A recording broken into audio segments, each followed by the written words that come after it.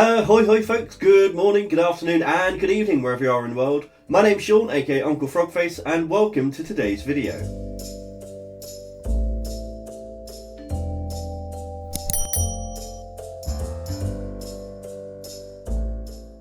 If you're new here, then welcome. If you're not new, then welcome back. So you'll know recently we did an unboxing of ScrawlrBox box number 98. This one just here. Today we are returning to it to do our ScrawlrChallenge, which, if memory serves correctly, is loose leaf. There we go, that is our prompt for today. So we're going to do a piece of artwork based around that with the supplies from this month's ScrawlrBox. We'll have a quick run through of what those supplies are as well and ideas I might have. Also today, you might remember that a couple of unboxings ago I announced a giveaway for box number 95, which was those lovely Viviva colours in the little cork palette. I'm going to be drawing the winner of that today, and stick around for that because I might have some more news with future giveaways and something a little bit more regular. So make sure you tune in for that. That'll be towards the end of the video once we've got our piece done. But for now, let's turn the camera around, check out what we got in this box just to refresh our memories and get started on this artwork. Well, here we are back at my increasingly messy desk. Let's have a little look inside and remind ourselves of this month's box. So this is the October box, and we've got the Derwent water brush pen here. Quite a thick one. I think actually I might break with tradition on this one and also use the slightly thinner one that I have as well, just to get some detail in there. We also have the Derwent spray bottle, which I said last time I have my own. It's right here. I know this very well. I use these quite often.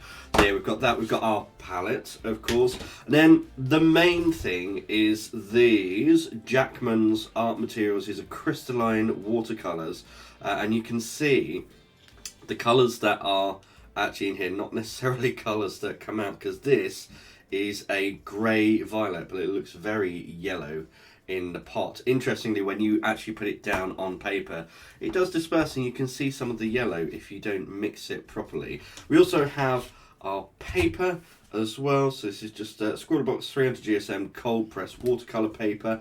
It did buckle a lot when I first started using it, so I'm going to be a little bit lighter on water, I think. But yeah, you can see here, these are the swatches that we did, and you can definitely see some of the blooms of the colors coming through. So, as I said, our prompt for this month is loose leaf. And as you'll know, if you are a regular viewer of the channel, I pretty much always have a cup of tea whilst I'm creating art. In fact, I've been slowly going through this box of tea bags from Bird and Blend and reviewing these as well. So I'll do the same today. I'll pick out one of these tea bags. Look, they've got some in here that are like sleepy time ones, deck chair dreaming and stuff like that. I don't want anything that's going to send me to sleep. They do have Earl Grey cream and Great British cuppa. I think I might just go for a standard Great British cuppa, see how that fares up to my regular blend. I'm expecting good things from it. So I'm going to brew this, and I think today's artwork is also going to be tea themed. So I've got something in mind. We didn't get a pencil with this box, that's fine. I'm going to do a little bit of a sketch in here whilst I brew myself a cup of tea, and I'll come back to you and show you what I've got and get cracking on the artwork. Okay, so I've got a sketch laid down, so this is what I'm going for, but this is way too dark, so I'm going to knock it all back with a kneadable eraser. Got my cup of tea as well, so that's over here, but just so you know, my plan for this is I'm going to do all of the shading work on the teapot itself and the shadows with the grey-violet colour. Then I'm going to do the details with the midnight violet, and then I'm going to do something different with the steam with the turquoise. So hopefully that will kind of break everything up a little bit. I might use some of the turquoise for some of the details on here as well, so that we've got a little bit of contrast, but that's the plan anyway. Because this paper does like to buckle, I'm going to be letting it thoroughly dry between parts. I might even hit it with a hairdryer. I don't want to oversaturate this paper, so I'm going to be gentle. I'm going to be careful with this one. But yeah, that's the plan. So I suppose I should get started. And we're just going to dive straight in here, and forgive me, I know I probably sound a little bit stuffy. I've got a little bit of a cold or something at the moment. It's that time of year. It's going to happen. Get used to it. I think all YouTubers are going to sound like this for the next couple of months. But this paint I'm actually very impressed with. So this whole composition, really, it's about the shape of this teapot and the cup next to it. I love this Japanese teapot shape. So I'm just working on the shadows, really. The same as I would with any other painting. I'm doing my underpainting first, and then I'm going to build up on that. But because this is watercolour, I want to keep it quite loose. I want the whole thing to be slightly ethereal and slightly, well, loose. That fits with the loose leaf part of the brief as well.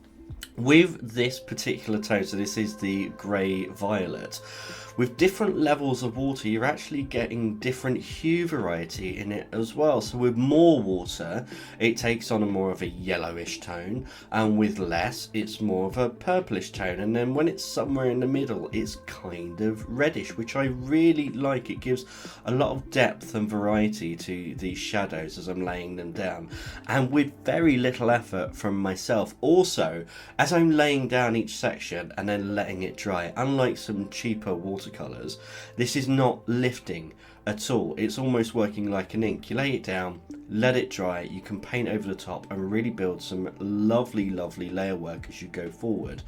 So all of these cuts are literally just where I'm letting it dry between. I am hitting it with the hairdryer as well, just because I'm impatient. If I didn't do that, the paper would be a lot more stable. I'm actually going to talk about stability of watercolor paper in one of my Tuesday top tips coming up very soon. So if you don't know, every Tuesday I release a little tip, a little tidbit of information for art and craft, just to make things a little bit easier. And I mix it up between arts ones, craft ones, and there are things on drawing, painting, all different things in there, about saving money as well, which is always welcome. But once I've got this down, I wanted to go in. So this is using the fine brush that actually came from another ScrawlrBox, I think last year, with some watercolors, and I really love these Derwent water brushes. They are really nice to use. You don't see it, but I am actually activating the paints in the palette with the spray bottle as well, which coincidentally is what I actually use this for in real life. If I've got a whole palette of watercolors, I go along and I spray them to activate them to make it easier when I'm using them later. But you can see, even with this, this is actually a really nice little study. It's just a really nice little still life of this teapot and this cup, and I'm just going backwards and forwards and making sure that I'm happy with the whole composition and the shadows and how they're working together. I mean, yes, it could be better, but essentially this is a sketch, and I think we should be a little bit less precious about sketch work and just go with the flow.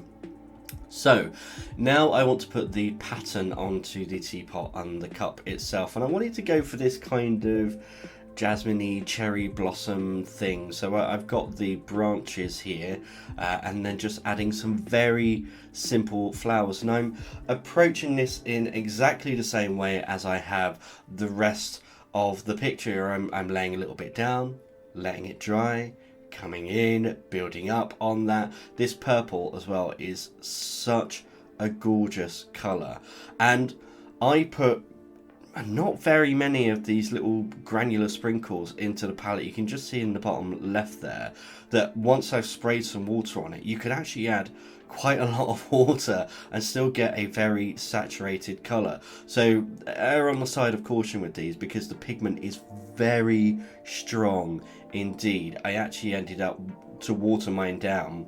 I had one tray which was the very saturated paint, then used almost exclusively water with just a drop from the previous one. It really watered it down well, and that's how I got all of the shadow tones for the grey violet, and able to build that up. So just a word of caution with these, a little goes a long way, and you are going to see in a moment just how pigmented these are, because this painting very quickly derails, and we're coming up to the point where yeah, the professional idiot strikes again, and I make a massive blunder which completely changes the way this painting is going to turn out. So I said I wanted this really ethereal look. I wanted to have, you know, really loose painting, and oh, actually here you can see I'm going in and I've added more water to this, which again has changed the hue of the color. It's definitely more of a pink now, just to add these leaves in.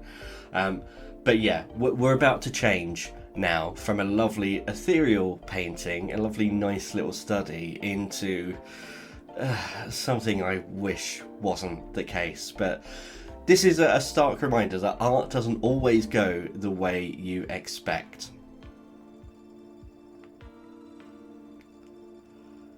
So here I am laying in just a bit of water, which I intend to just put some little dots of colour in, and yeah, decided to open the bottle above the painting, and these granules are so pigmented that a little spill has, yeah, created this marbled mess. So I thought, you know what, I'll lean into it, I'll go with it, let's see if I can make this work. I tried to get up some of the sprinkles to the left, and that just ended up making a mark on the page. I ended up cutting out afterwards, but I thought, this is way too saturated, let me lift some up. And then I thought to myself, you know what, maybe if I just add a little bit more, it'll be better. Newsflash, it wasn't. When you think to yourself, you know what, I'm just going to add a little bit more, maybe I can fix my mistake with more paint, it's usually the wrong thing to do. And this is why it just gets worse, and it just becomes this blob of colour with these speckles in it. I'm really not happy with it. But you know what? I thought, let's dab away some of this. Let's see if I can lighten it. And why not add some more? Because that worked so well the last time. So I decided to paint in a little bit more, and yeah, well, you can see it just did not work. But I'm going to cut my losses with this one and leave this about here, and I will give you my final thoughts now. Well, now, that is proof, if ever it was needed, that things don't always go to plan and mistakes happen. So actually, the teapot and the cup I'm very pleased with, but yeah, the steam, not so much. Just a small hiccup, and it can completely derail a piece. It's just too overpowering, the steam. It's too much. I needed to actually... What I was intending to do was to make the colour and then drip it into the water, not just accidentally spill some of the pigment on there. This pigment, though, is gorgeous. It is really, really nice. I like the fact that you can get marble effects when accidents like that happen. But even just using it, so this one, the grey violet, the one that looks very yellow, because of the variations in the pigment in it, when I'm putting it down on the page, you can see all of the kind of shadow work was all done with that. And there are hints of red in there, there's some yellow, there's some blue, there's all these different tones within it, which is really nice. Also, once you put it down, you can go over it and it does not come up again, which is super fun. It's really, really good for building texture and building shadow and shade. Yeah, overall, apart from the steam, I enjoyed this. In fact, I kind of want to do it again and, you know, fix that mistake. But I am running short for time, so I'm not going to do that just yet. What I do need to do, however, is to draw a winner for the giveaway for box 95, the Scrawler box 95. So without further ado, I'm just going to click over here. And what have we got? This is everyone that entered. There we go, Art at Jules9302. You have won that edition of the box. I'll get in contact with you, or you can get in contact with me. I'll get your details and get that sent out to you as soon as possible. So with respect to giveaways, as I said, I want to do more regular giveaways. So I do sell on my Etsy store prints of my own work. Once a month, I am going to do a giveaway where you can get one of those prints, and I will send out a random one to whoever the winner is. Patreons for my channel get automatic entry and multiple entries depending on what level of Patreon member they are. So if you want to go over there and join and make sure you never miss out on a giveaway, definitely do that. And then if I have any extra things to give out in a month, for instance, if I have supplies from a company, I'll be doing that as well along with that.